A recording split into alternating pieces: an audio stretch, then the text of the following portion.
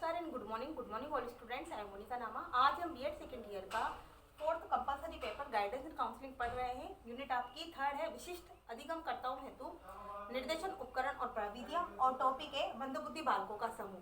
यानी कि हम विशिष्ट बालकों के प्रकार पढ़ रहे हैं। तो विशिष्ट बालकों के प्रकार में हमने प्रतिभाशाली बालकों का समूह यानी कि प्रतिभाशाली बालकों का टॉपिक कंप्लीट कर लिया है।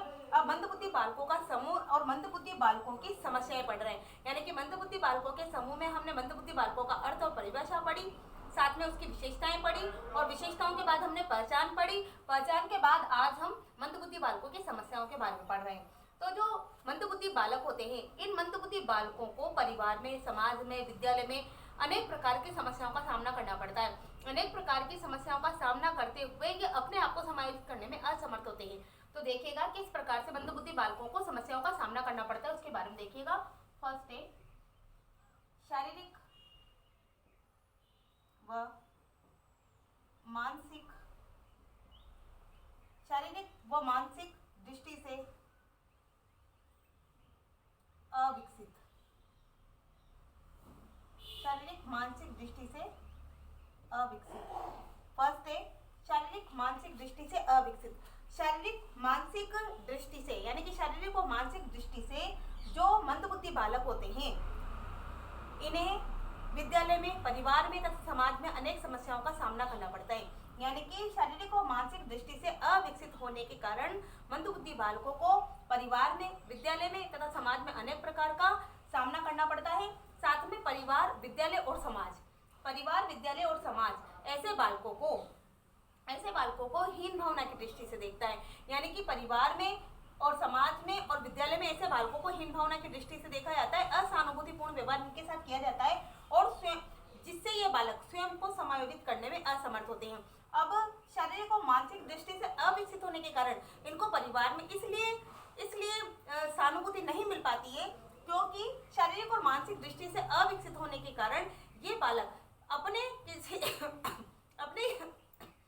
किसी भी दैनिक कार्य को या रोजमर्रा के कार्य को उस कार्य को करने में काफी टाइम लगाते हैं, और मानसिक दृष्टि से ये डिसीजन नहीं ले पाते। यानी कि सोचने, समझने, तर्क करने, कल्पना करने की शक्ति, सूझबूझ की शक्ति इनमें कम होने के कारण ये समझ नहीं पाते कि इनको कौन सा कार्य करना है। तो परिवार में इनको असहानुभूति व्यवहार का शिकार होना पड़ता है। साथ में विद्यालय में इस प्रकार से इनको शारीरिक और मानसिक दृष्टि से अविकसित होते हैं। विद्यालय में मंदबुद्धि बालक की जब अध्यापक कक्षा शिक्षण कार्य करवाया जाता है, या कक्षा शिक्षण कार्य जब एक अध्यापक के द्वारा करवाया जाता है, तो अध्यापक सभी छात्रों पर समान रूप से व्यवहार करते हुए सभी छात्रों को ध्यान रखता है। और सभी छात्रों पर ध्यान रखते हुए यानी कि जो मंदबुद्धि बालक होते हैं, वो अध्यापक के द्वारा पढ़ाई हुई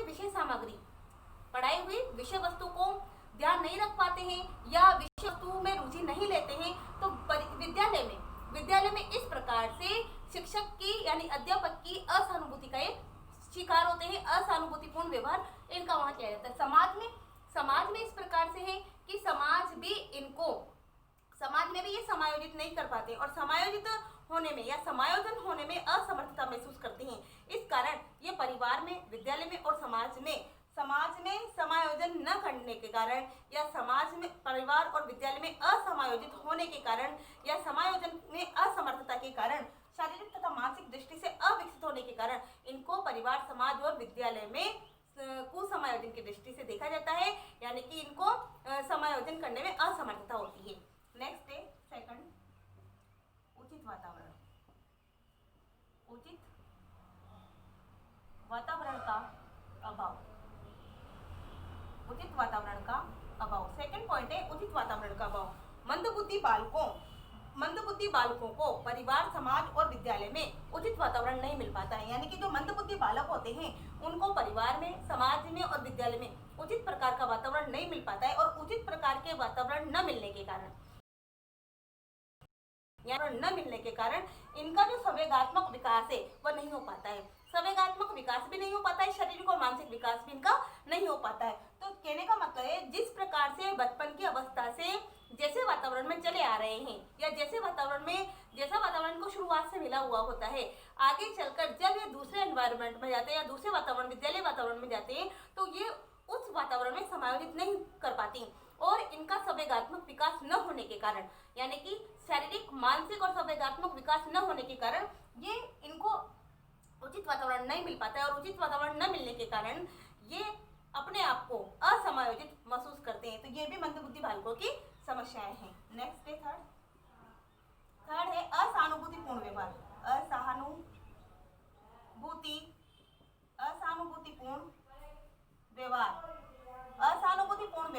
असहानुभूतिपूर्ण व्यवहार से तात्पर्य यह है कि अध्यापक के द्वारा कक्ष में जब शिक्षण कार्य करवाया जाता है, तो शिक्षण कार्य के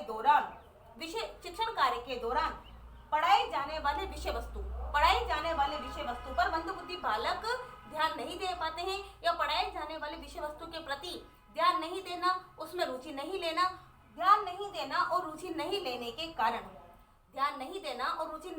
कारण ये मंदबुद्धि बालक अध्यापकों के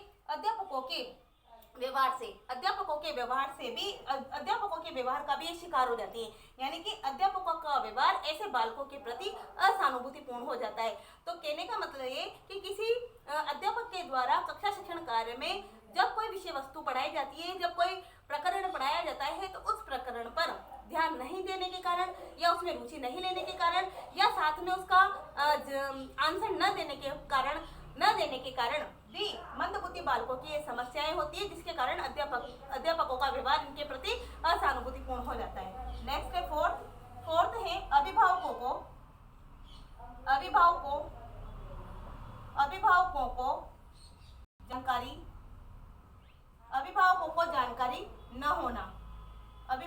जानकारी न होना। फोर्थ पॉइंट है अभिभावकों को जानकारी न होना, यानी कि मंदबुद्धि बालकों के अभिभावकों को इस बात की जानकारी नहीं होती है कि उनका बालक मंदबुद्धि है। यानी कि बहुत से अभिभावक ऐसे होते हैं कि उन अभिभावकों को ये जानकारी नहीं होती है कि उनका बालक मंदबुद्धि है। इस जानकारी के अभाव में, यानी कि मंदबुद्धि बालक है, इस जानकारी के अभाव में, ये जानकारी उनको नहीं होती है और इस जानकारी के अभाव में अभिभावक अपने बच्चों से विभिन्न प्रकार की या उच्चाकांक्षा रखते हैं। अभिभावक अपने बालकों से क्या करते हैं? उच्चाकांक्षा रखते हैं, विशेष प्रकार की उनसे आकांक्षा रखते हैं। आकांक्षा किस प्रकार की होती है? जैसे कि जिस कक्ष में वो पढ़ रहे हैं उसमें वो अच्छे अंक लेके आए, जिस विषय वस्तु को वो पढ़ रहे हैं उसमें अच्छा प्रेजेंट करें या उसका अच्छा प्रस्तुतिकरण करें, जिस कार्य को या क्लास वर्क को वो कर रहे हैं उसमें 110% यानी कि 110% दे। कहने का मतलब ये है कि अभिभावक ये चाहते हैं कि उनका बालक कक्षा में फर्स्ट आए, कक्षा में अच्छे अंक लेकर आए और अच्छे अंकों से उनका नाम रोशन करे। इस प्रकार की उच्चाकांक्षा रखते हैं और इस प्रकार की उच्चाकांक्षा के बाद, यानी कि ऐसी आकांक्षा रखने के बाद कुछ समय के बाद जब असफलताओं से निराश होकर, यानी कि बालक की असफलताओं से निराश होकर अभिभावक बालकों पर क्रोध करने लगते हैं, अपमानित करने लगते हैं। क्रोध और अपमानित होने के कारण ये बालक निराश हो जाते हैं। परिणाम यह होता है कि यह बालक अपने आप को समायोजित नहीं कर पाते उस व्यवहार के कारण, साथ में अपने आप को आगे प्रगति के क्षेत्र में नहीं बढ़ा पाते हैं। नेक्स्ट है फिफ्थ है समाज के अन्य वर्ग के द्वारा हीन भावना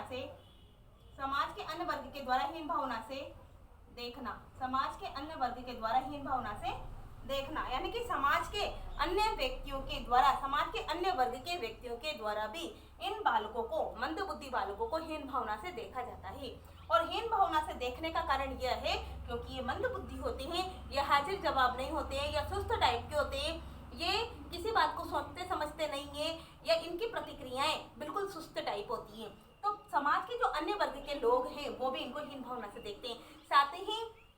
साथ ही इन बालकों के साथ मेलजोल बढ़ाना और इन बालकों से संपर्क बढ़ाना पसंद नहीं करते हैं, जिस कारण मंदबुद्धि बालक हीन भावना से ग्रसित हो जाते हैं। यानी कि ऐसे बालक समाज के अन्य अन्य वर्ग के व्यक्ति जब इनसे समायोजित नहीं हो पाते, इनसे मित्रता नहीं बढ़ा पाते, इनके साथ मित्रतापूर्ण व्यवहार नहीं कर पाते या सहानुभूतिपूर्ण व्यवहार नहीं करते हैं, तो ऐसे बालकों के मन में हीन भावना से ये बालक ग्रसित हो जाते हैं और हीन भावना से ग्रसित होने के कारण ये किसी भी क्षेत्र में प्रगति नहीं कर पाते हैं और इनका जो विकास है वो भी अवरुद्ध हो जाता है। यानी कि ये प्रगति नहीं कर पाते और प्रगति नहीं करेंगे तो विकास अवरुद्ध हो जाएगा।